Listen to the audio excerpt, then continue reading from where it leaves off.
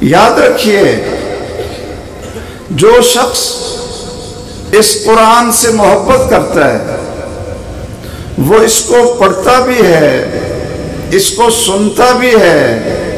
آگے پڑھاتا بھی ہے، سمجھتا بھی ہے، عمل بھی کرتا ہے، اور پھر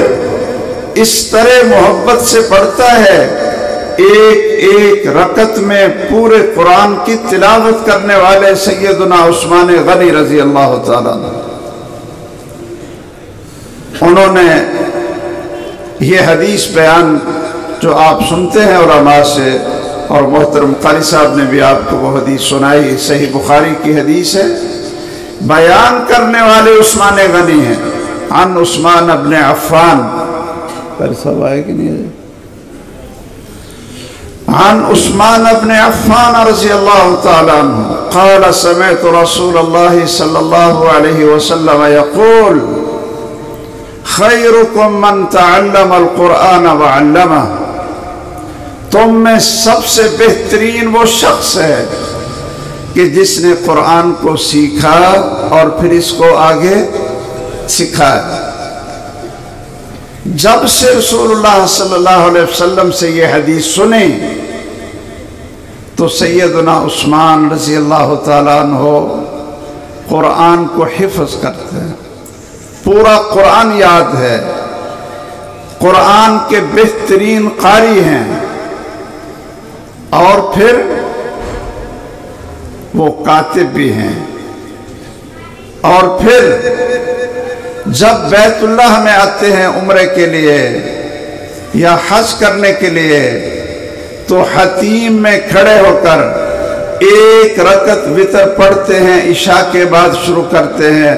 اور فجر کی اذان ختم ہونے سے پہلے پہلے ایک رکعت وتر میں پورا قرآن مجید ختم کر دیتے ہیں۔ اور پھر اللہ نے ان کو یہ شرف دیا کہ اس وقت جو ہم قرآن مجید پڑھتے ہیں پوری دنیا میں اس کو پھیلایا، جامع القرآن کے نام سے، خادم القرآن کے نام سے، اور محبت سچی تھی۔ تو جب ان کا آخری وقت آیا، جب ان کو شہید کیا گیا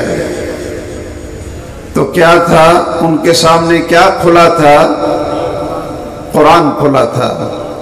ان کے خون کے چھینٹے قرآن کے پہلے پارے کے آخری ورق پر پڑے،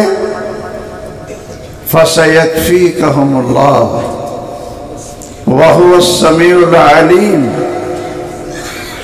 اب قیامت کا دن ہوگا، عثمان غنی روزے کی حالت میں ہوں گے، قبر سے اٹھیں گے